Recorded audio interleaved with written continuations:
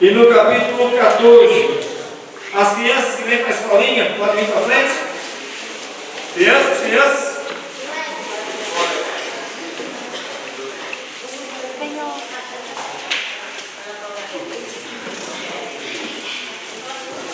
Amém? Crianças, tem mais crianças aí?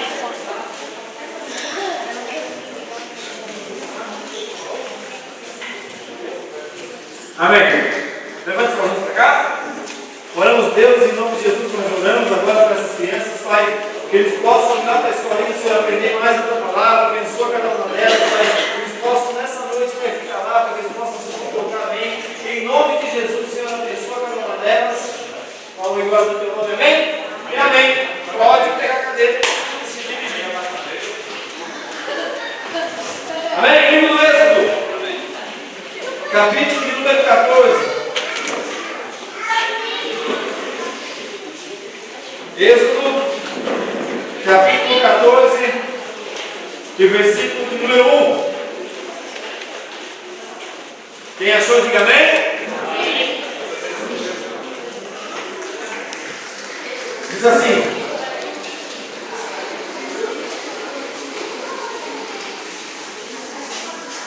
assim: então falou o Senhor a Moisés, dizendo: fala aos filhos de Israel que voltem, que acampem diante de Pairote, entre Migdol e o mar, diante de Baal-Zephon, e em frente dele assentareis no campo junto ao mar. Então Faraó dirá aos filhos de Israel: estão embaraçados na terra, o deserto os encerrou. E eu endurecerei o coração de Faraó para que os persiga, e serei glorificado em Faraó e em todo o seu exército, e saberão os egípcios que eu sou o Senhor. E eles fizeram assim. Sendo pois anunciada ao rei do Egito que o povo fugia, mudou-se o coração de Faraó e dos seus servos contra o povo, e disseram: por que fizemos isso, havendo deixado ir a Israel para que nos sirva? E apontou o seu carro, e tomou consigo o seu povo, e tomou 600 carros escolhidos, e todos os carros do Egito, e os capitães sobre eles todos. Porque o Senhor endureceu o coração de Faraó, rei do Egito, para que perseguisse os filhos de Israel. Porém, os filhos de Israel saíram com alta mão. E os egípcios perseguiram-nos, todos os cavalos e carros de Faraó e os seus cavaleiros, e o seu exército, e alcançaram-nos acampados junto do mar, perto de Pairote, diante de Baal-Zephon. E chegando Faraó aos filhos de Israel, levantaram os seus olhos, e eis que os egípcios vinham atrás deles, e temeram muito. Então os filhos de Israel clamaram ao Senhor. E disseram a Moisés: não havia sepulcros no Egito para nos tirar de lá, para que morramos nesse deserto? Por que nos fizeste isso que nos tem tirado do Egito? Não é essa a palavra que temos falado no Egito, dizendo: deixa-nos que sirvamos aos egípcios? Pois melhor nos fora servir aos egípcios do que morramos no deserto. Moisés, porém, disse ao povo: não temais, estai quietos, e vede o livramento do Senhor que hoje nos fará. Porque aos egípcios que hoje vistes, nunca mais vereis para sempre. O Senhor pelejará por vós, e vós buscareis. Vamos ler de novo o versículo 13. Moisés, porém, disse ao povo: não temais, estai quietos, e vede o livramento do Senhor que Ele hoje vos fará. Porque os egípcios que hoje vistes, nunca mais vereis para sempre. Porque os problemas que hoje vistes, nunca mais vereis para sempre. Porque as doenças que hoje vistes, nunca mais vereis para sempre. Amém? Coloca a sua Bíblia na cadeira. Fecha teus olhos, vamos para o outro lado.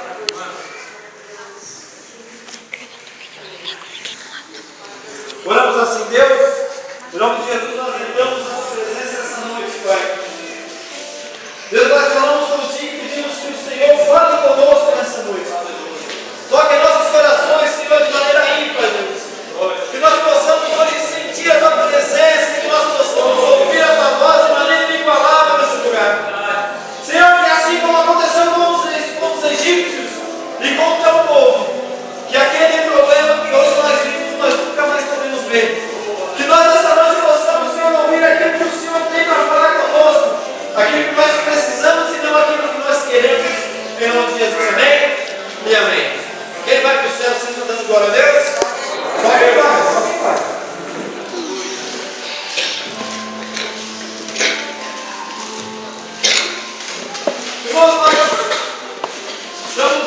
em meio a uma campanha de cura, campanha de libertação, campanha de vitória, campanha de milagre.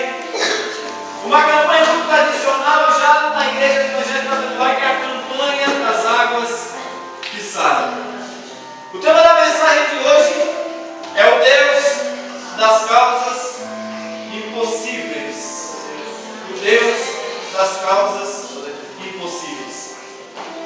Quando na sua vida talvez você já olhou para trás, quando na sua vida você talvez já olhou para o seu presente, você já olhou para a sua situação e você percebeu assim: só um milagre.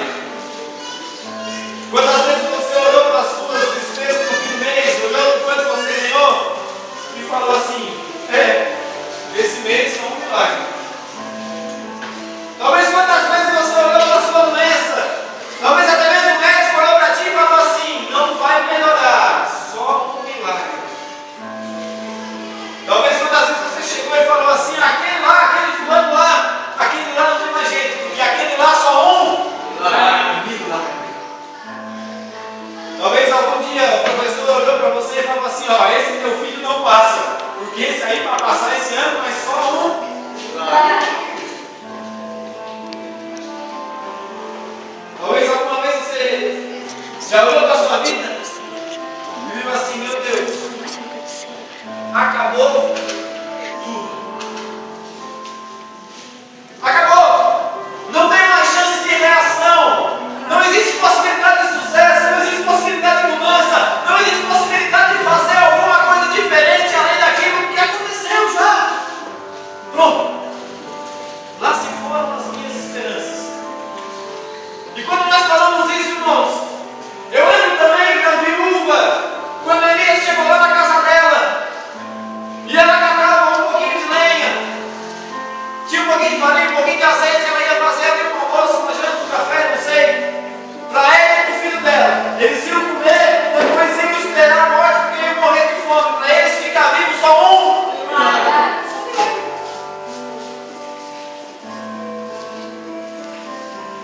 A Bíblia diz que certa vez entravam dois dos discípulos pela porta do templo. Quando eles estão chegando na porta do templo, um paralítico pedindo esmola.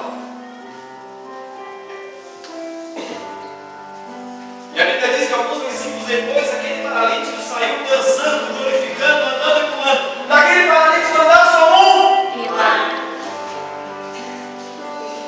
A Bíblia diz que certa vez Jesus andava pelo caminho de Jerusalém. E estava na beira do caminho alguém que gritava: Jesus, filho de Davi, tem misericórdia de mim. Ele era cego, para ele enxergar só um milagre. Irmãos, todos esses casos que eu citei, o milagre de Deus aconteceu na vida dessas pessoas. Eu quero que você saiba de uma coisa nessa noite: você serve a um Deus de milagre. Você serve a um Deus impossível. Você serve a um Deus que faz aquilo que o homem não pode fazer. Só um milagre. E a Bíblia diz que certa vez o povo de Israel, quando estava fugindo dos egípcios, começou a fugir. Fugiu. Andou, até que eles caíram, irmãos, no tal do lugar. Versículo 2: acampem diante de Paiairote, entre Migdol e o mar, diante de Baal-Zefon. Faz um acampamento ali. A geografia de Israel, a geografia do Egito, ela diz que esse lugar que está citado em Êxodo 14:2, ele é um beco sem saída. Você já tentou entrar no beco sem saída com o seu carro? Não vai mais. É até ali e acabou. Tem que dar ré, manobrar, voltar. Dá um jeito. Mas ir para frente? Não tem. E o povo de Deus fugia dos egípcios, fugia do opressor, fugia do inimigo e chega no beco sem saída. E agora? O que eu faço? 1,5 milhão de pessoas olham para quem? Para o líder Moisés e falam assim: Moisés, e agora? Moisés olha assim: Jesus, isso é uma rua assim. Acabou. Quando você está no beco sem saída, de frente para o mar, quando você olha para a sua vida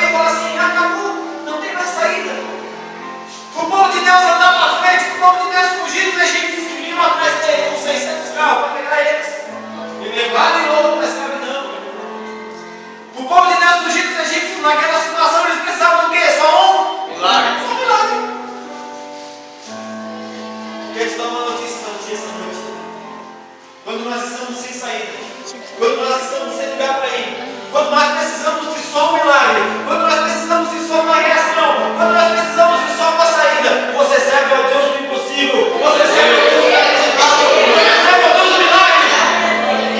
Se é só um milagre que você precisa, é isso que Deus é na sua vida. Ele é o Deus do impossível. O povo estava lá, não tinha para onde ir, não tinha o que fazer, não tinha para onde andar. 600 carros com seus cavaleiros, com seus capitães, diz a Bíblia, estava indo lá, atrás deles. Aquele povo já estava todo mundo fazendo as contas para ver se você escravo mais algum tempo. Tomara que eu volte para a mesma casinha. Antigamente a gente comia alho e cebola, fazia o tijolinho de palha. Eu acho que eles vão cortar o alho para ficar só cebola da próxima vez. E quando alguns já faziam uma conta para ver assim, Jesus, acabou. Vamos voltar. Vamos apanhar de novo dos egípcios. Vamos voltar na mesma vida que a gente vivia até ontem.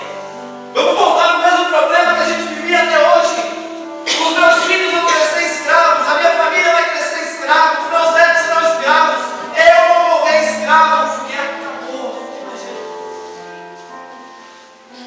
Por que então que Deus mandou que a gente saísse do Egito? Hein? Alguns perguntavam para Moisés assim: por que, Moisés? Então que Deus não falou assim? Por acaso não tinha túmulo no Egito para enterrar a gente tudo? Por que para Deus trazer para nós aqui só pode ser isso? Não tinha túmulo no Egito. Quantas vezes você já se indagou dizendo assim, ó, se é para mim estar na presença de Deus, para viver assim, por quê? De que adianta eu vir para a igreja se a minha vida está com isso e aquilo?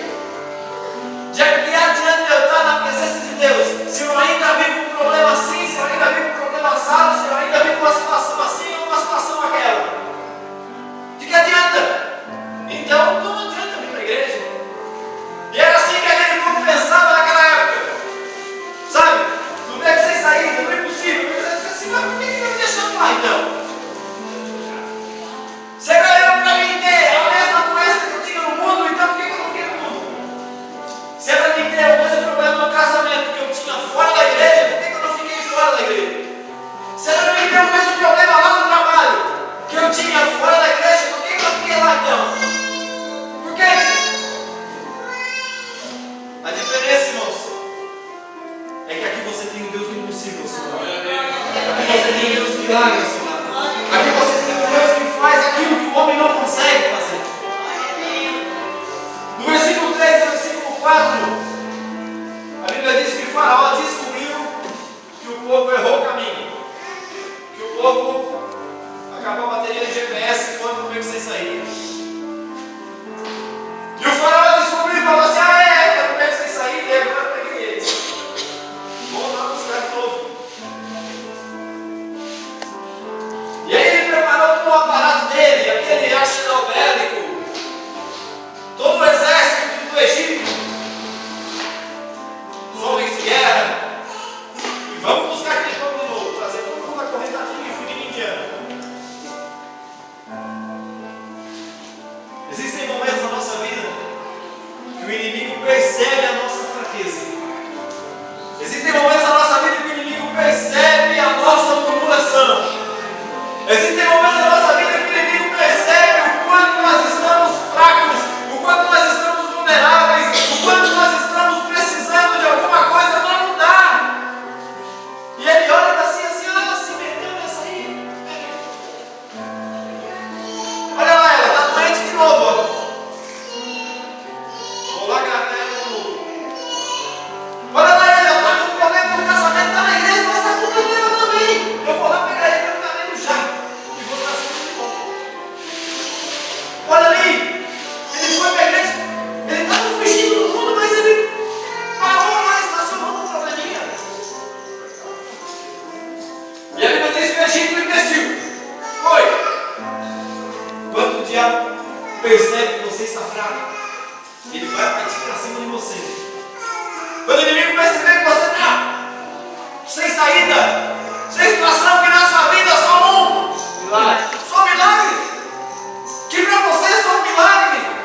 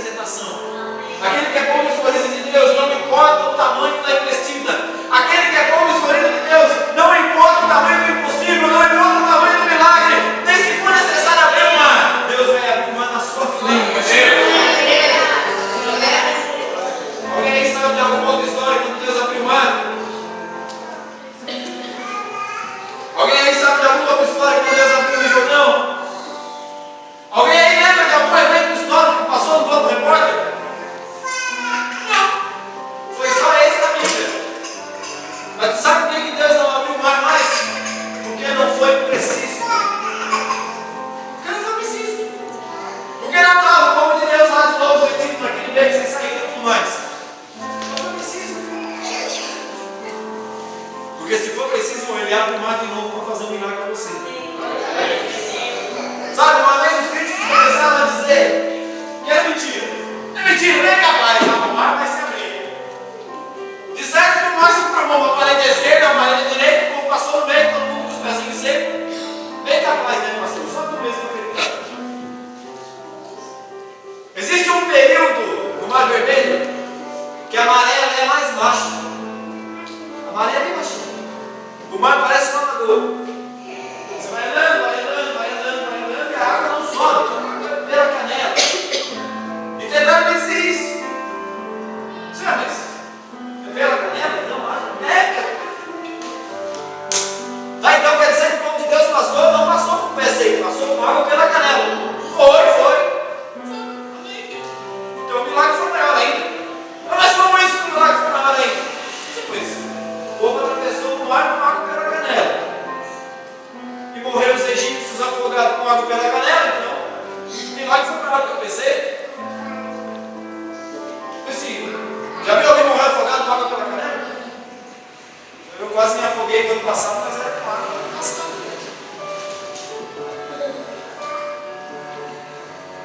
Quando a gente está vulnerável, o inimigo tenta atacar a gente.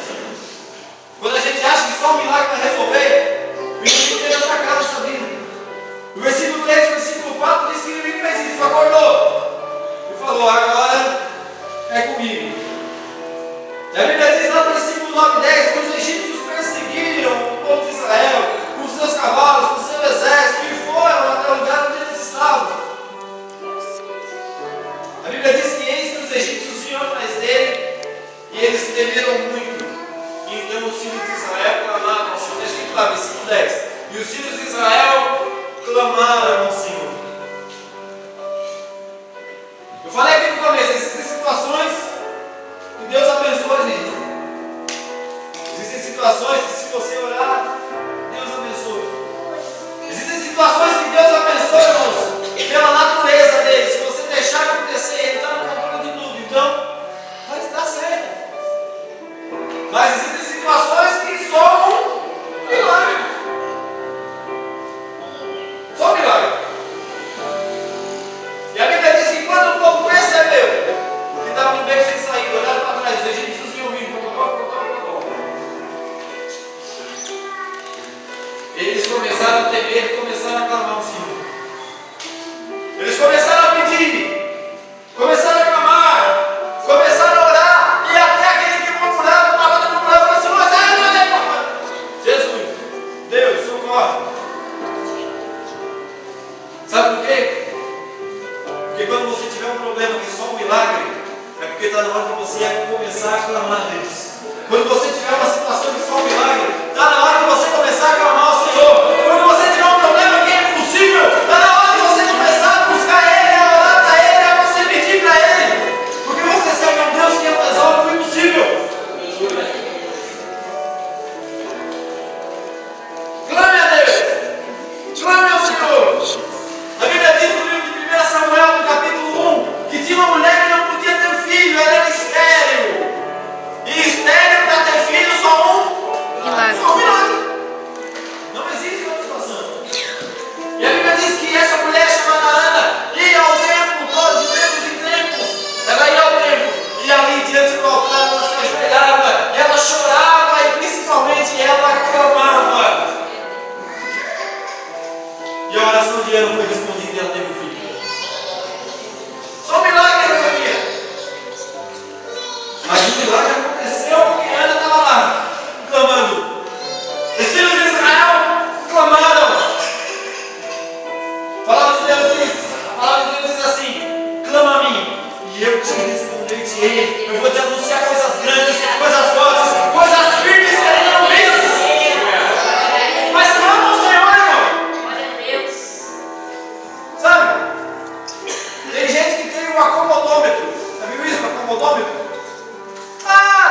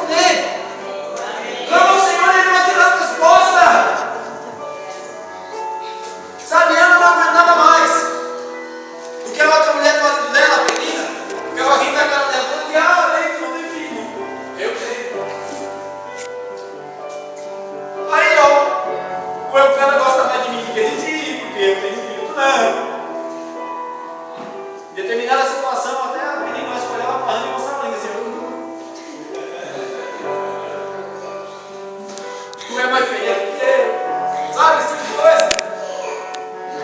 E ela não aguentava mais, sabe? Ela sofreu um bullying da menina que foi o seguinte. E de tanto sofrer bullying da outra mulher, ela cansou. E botou na mente dela: eu preciso de um filho. Eu preciso de um filho. Eu preciso de um filho. Eu preciso esfregar na cara dessa abençoada que eu posso ter filho. Eu preciso mostrar para ela que Deus vai me abençoar com filho. Eu preciso mostrar para ela que Deus é comigo e eu vou ter um filho. E o que ela fazia todo ano?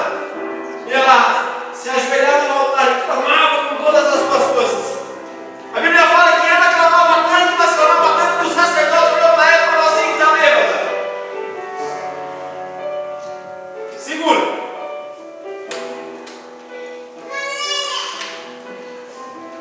Aquele que clama ao Senhor não está bêbado. Aquele que clama ao Senhor não está fora de si. Aquele que clama ao Senhor não tem as suas faculdades mentais abaladas. Aquele que clama ao Senhor tem ciência que Ele serve ao Deus que tudo pode fazer. O povo estava lá, cheio, murmurando. Quando a gente chega no versículo 14, Deus fala, quando o povo murmurar um pouquinho mais, Deus fala com Moisés e Moisés solta a profecia. Os egípcios que hoje vistes, nunca mais vai ver para sempre. Irmão, quando você vem aqui para frente e orar daqui a pouco, vem determinando assim: o probleminha, deu para ti. O dor aquela, acabou para ti. Inimigo que sustenta a tenda das finanças, deu para ti. Crise no casamento, deu para ti. Crise financeira, deu para ti. Depressão, deu para ti. Acabou. Sabe? Moisés olhou para os egípcios e falou assim: aí ó, faraó, deu para ti. Tchau. Acabou. Já fizeste o que tinha que fazer. O inimigo já fez o que tinha para fazer para você. Ele já fez o que tinha que fazer. Ele já te botou doença, ele já te botou um problema, ele já te deu uma dificuldade. Agora está na hora de Deus fazer o que Ele tem que fazer. Quer te libertar, quer te curar, quer te abençoar.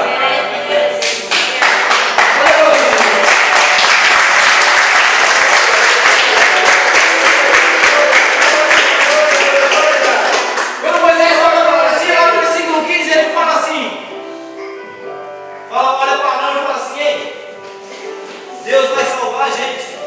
Só que agora tu diz que o povo marchar. Fala para eles começarem a andar. Anda aí, pô. Aí todo mundo se olha. Moisés fala assim: vai marchar. Marchar para onde, homem de Deus? Aí tu vai dentro d'água, aí.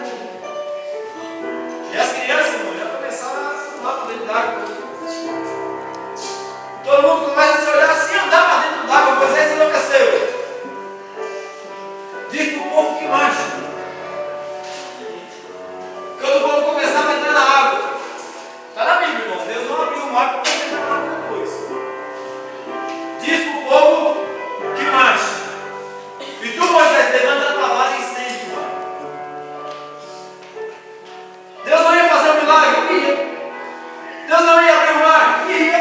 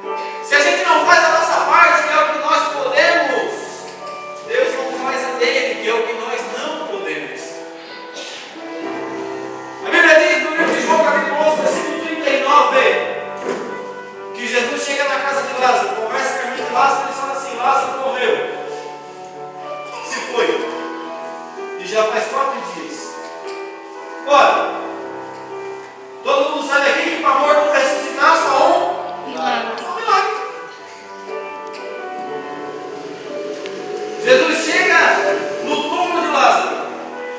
Olha para o túmulo. Está lá, 4 dias já. E fala: alguém vai ali, tira aquela pedra ali. Todo mundo olha para Jesus e fala assim: pronto, mais um homem louco nesse mundo. Rola a pedra da tumba. Rola a pedra. Quando alguém rola a pedra, Jesus pega, levanta a voz, dá uma limpada na garganta. Ei, Lázaro, sai pra fora. Vem aqui, sai fora, Lázaro. E o morto saiu ressuscitado. Já imaginou se ninguém vai lá e rola a pedra? Irmão? Talvez alguém já pensou assim: mas que homem vai folgado? Quem não foi ele lá e tirou a pedra? E os outros, coisa feia. Será que ele não leu lá em Provérbios que diz que antes de pedir que se faça alguma coisa, não que faça de mesmo? Está escrito lá. Então por que ele não foi e tirou? Falou Jesus e não, mas tem que aprender só o preguiçoso. Está lá, Provérbios 6. Então por que Jesus chega e fala assim: alguém aí, tira a pedra? Por que tirar a pedra, irmãos? Se juntar eu, Paulinho, o Vítor, o Juvenil, a gente vai lá e tira aquela pedra. Se juntar as irmãs aí, 4, 5 irmãs, vai lá e arranca a pedra do morto. Mas chamar o morto para fora e o morto vir ressuscitado, só quem faz é quem sabe fazer coisa impossível. Certa vez Jesus estava sentado no monte. Já estou terminando. Sentado no monte. E tinha uma multidão morrendo de fome. Todo mundo com fome. Chega alguém. Vamos dar de comer para essa gente aí. Chega um abençoado. Tem o que? 5 pães, 2 peixes. E agora? Para todo mundo, para matar a fome de todo mundo, só um? Só milagre. Aí Jesus pega um pão, abençoa e fala assim: ei, reparte aí, vai distribuir. Eu creio que André Tomé naquela hora falou assim: mais uma dele. Pronto. Já percebeu, irmãos? Que Jesus, Deus, na Bíblia, ele tem. Às vezes são coisas que nós não imaginamos. Lá no livro de Isaías, Isaías profetiza assim: eis que nasceu um menino nasceu, um filho se nos deu, um filho de Deus nasceu. Quando Isaías profetiza, todo mundo fica assim: onde? Quando? Na casa de quem? Filho de quem? Onde? Por quê? Não. Ainda não nasceu 600 anos depois. Jesus pega e encontra um cego na beira do caminho. Aquele que eu falei antes, o Bartimeu. O cego gritando com Jesus: cadê tu? Filho de Davi, tem misericórdia de mim. Jesus pega a pá na frente dele e fala assim: o que queres que eu te faça? Você achou que o cego ia responder o quê, irmão? Uma bengala nova? Ah, Jesus, me dá aí um camguinho aí que eu sei. Ele queria ver, ele queria chegar. Todo mundo com fome. Jesus manda repartir pão. 5.000 homens, fora mulher e criança, com 5 pão. Tem que repartir um pão por 1.000 no mínimo. E eles vão lá. Qualquer um de nós podia sair lá e dar um pedaço de pão para cada um. Agora, fazer esse pão render para 5.000, só aquele que sabe fazer coisa impossível. Você está me entendendo? Você sabe orar. Você sabe clamar. Você sabe ficar com a boca fechada e não murmurar. Você sabe parar de reclamar. Você sabe. O povo sabia marchar. Ele sabia. O que eles não sabiam era abrir o mar. O que eles não sabiam era uma solução para o problema deles. Você sabe fazer a sua parte, mano. Então faça. Se você sabe